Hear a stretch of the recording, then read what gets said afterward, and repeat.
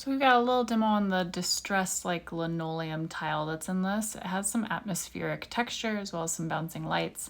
So I'm definitely going to start by roughly gridding it out. This is probably a little more above the perspective than what yours is, but we're close. I'm going to mix a color to sort of just start dampening down the background. So I've washed it with just a little bit of muddy green. I've put some burnt sienna in it to bring that green back down. And a little bit of ochre-y, yellowy tones into it. So the burnt sienna and the yellow kind of mix together to make mud, along with the green, a little bit of blue, keeps it neutral. So we don't want it to be very dark. This is going to be the color of the lightest tiles in the room, and I'm going ahead and modeling in both some sections that are cooler based on the shadows of the room and some sections that have a little bit more yellow in them. I can work kind of messy. I can let things kind of bloom on the page because this is all going to just be like the very base layer. It's going to show through. It's sort of underpainting, but also tinting the page to start lowering our contrast. Then while the page is still wet, I like to wait on it to be not quite even suede wet, like a little wetter than that. So this is going to be really soft. It's going to spread on its own. I mixed a little bit of brown with a little bit of blue to create kind of like a just cooler version of a brown muddy color. And I'm spattering it in with a toothbrush. You could also do this with a stiff like acrylic brush or something like that you've got. And then we're going to go ahead and let it dry. I spattered a little bit of yellow in the middle too. So when painting these tiles, I like to use a flat brush that has a flat edge to it. It's convenient if you have one about the width of some section of your tiles. Otherwise, you will have to kind of use the edge to go from side to side. If you only have a pointed brush, that's fine too. It just goes a little faster. So as I'm mixing, you can see that I'm making multiple different greens. I'm paying attention, sort of looking back and forth at the photo. The greens shift. Some of them get a little bluer, some of them get a little yellower, so that each tile sort of has its own slightly different color. You can usually paint 2 or 3 tiles off of picking where you pick your brush up, and it will just sort of like meander through saturation on its own just because you're losing pigment as you paint. You can also go through and sort of like blot into different ones, which I'm doing right here, where like if I pick up a nice green, I'm like, oh, I'll just dab that in a little bit to the middle of another tile, create a little bit of that variation. To me, these read as like a distressed linoleum, something like that, it picks up a lot of texture and color over time. It could also be like a natural tile that like has variation built in, unsure. So here I'm mixing a couple different colors and just blotting them in. Sometimes I'll turn my flat brush up and use just the point of it to kind of get little tiny speckles into it. It's that like dabbing motion with your paintbrush. You can see over here where my paintbrush is a pretty good width for this, that like I can go so much faster filling in these tiles with a nice flat paintbrush that is approximately the width of a tile.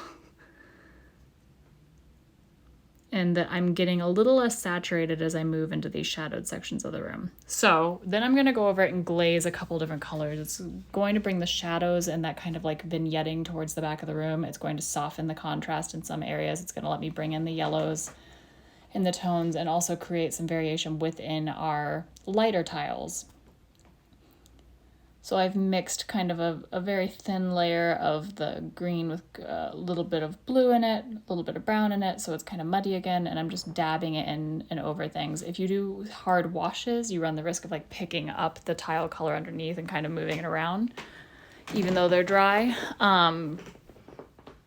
Because we're working so wet, it's like reactivating the underlayers. So you can see that that's what I've used on the far left-hand side to sort of soften the contrast between those 2 layers of tile by running a wash over that without dabbing. It's picked up more of the colors underneath and sort of made the difference between the 2 different tile colors a lot less specific. While it's still wet, I'm also taking a couple different colors, a little bit of tealy or blue, a little bit of gray, and dabbing them into tiles. It's gonna have a nice soft effect since everything is so wet. And I can even use that to like create edges, darken tiles that need darkening. Here I'm not minding if they bloom so much. It's going to dry much lighter than the initial passes that we did. So these are just sort of softening the edges. It's giving it a little bit of painterly approach and some variation within each tile color. Just to make sure that you can still see the difference between those 2 colors of tile, the pattern of it. I'm picking up a couple spots of more yellow and adding them in too, and then this tile in particular just seemed very glowy to me, so I'm dumbing it down with a little bit of a dark brown. Trying to keep my colors mixed on the side there so you can kind of see what I'm working on. It's tempting to mix in your palette, but here we're trying to mix on the page, so they do dry out, but you can reactivate them. Then I'm taking a little bit of like a burnt sienna orangey color and livening up a couple of the lighter color tiles that have gotten very cool toned, very kind of grayed out. So just sort of dabbing in a little bit of texture where maybe they'd catch some light and bringing some warmth back into those sections.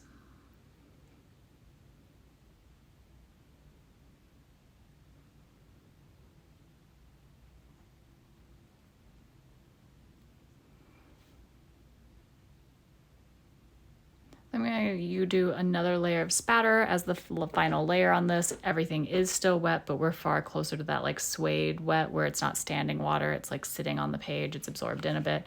So this spatter will still spread and soften, but it won't entirely disappear.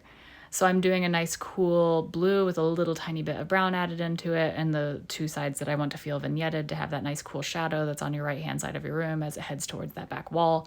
If you have something already painted and you don't want this to go over it, I just lay a piece of paper over that section so that I can spatter without hitting that area, because you can see that it does spread further. It's unpredictable, but does create a nice feeling of texture and variation that feels very organic and brings that grit back in for us.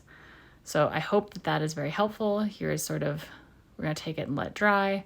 This is what the texture comes out when it's dry. You can see the spatter definitely blended in. You can see that variation across some of the top tiles, and I hope that that helps.